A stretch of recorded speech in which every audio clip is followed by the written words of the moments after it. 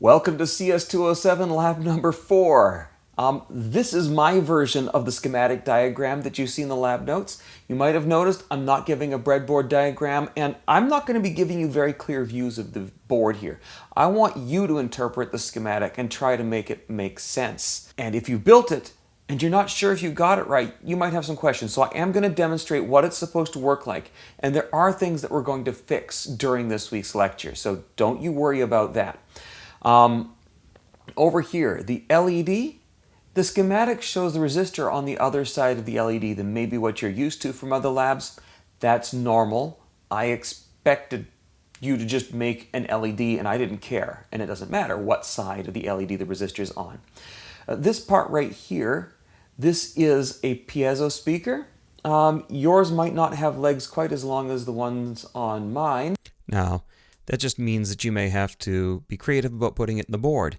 If you look at it, it may or may not have a plus sign on it. If it does, it's got a positive leg. If not, it's probably not directional. The resistor we've paired with it is there to limit current and to alter the volume. You can use another resistor if it's too quiet. And the final piece right here, that is your potentiometer. That's got 3 legs on the bottom, and most of the modern kits have got them arranged in sort of a triangle pattern.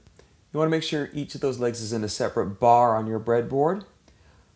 Otherwise, you'll be connecting the 2 outside edges of your potentiometer on one bar and it won't work. You want to get 5 volts on one outside edge, ground on the other, and the analog input goes in the middle.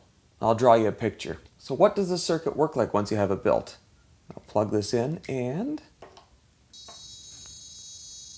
that's an interesting noise. What happens when I play with the dial, and how come that LED isn't on?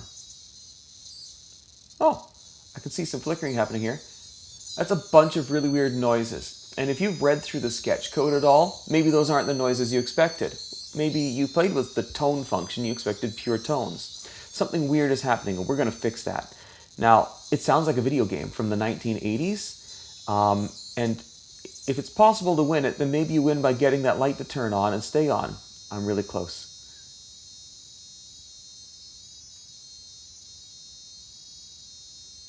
Come on, you. Potentially, there's like one very specific number that I can turn this dial here to win.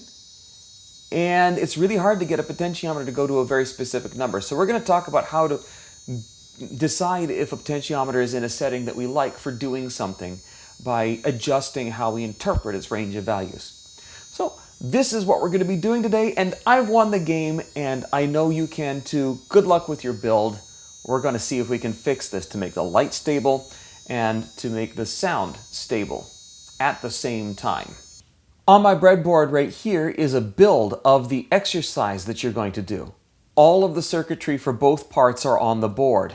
I still have an LED over here to act as a night light, and over here I've got my light sensor circuit. With a resistor that I picked out in a particular orientation. You're going to have to figure out how to build your own. I'm not going to recommend a resistor.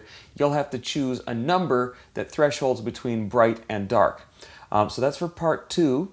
And right here, I've got a series of resistors for you to do your voltage reader part 1 circuit. I'm going to plug this in, and you can see how nightlight is supposed to work. And I will demonstrate taking some measurements on these resistors as part of my lecture so that you'll know how to perform part 1. The resistor values that I've got and that I'll demonstrate with are different than the ones that you'll use for part 1. All right, so your night light should turn on when there's a shadow. Don't make a nightmare light. I don't want a light that's on and then turns off when it gets dark and scares all of the children. So my hand is going to make a shadow, and when I cover up my light sensor, I shouldn't touch it, the night light comes on. Okay? So that's the night light sketch. And you'll be making measurements on your series of resistors. Everything will fit on one board, so you can demonstrate both parts to your lab instructor when you get to lab.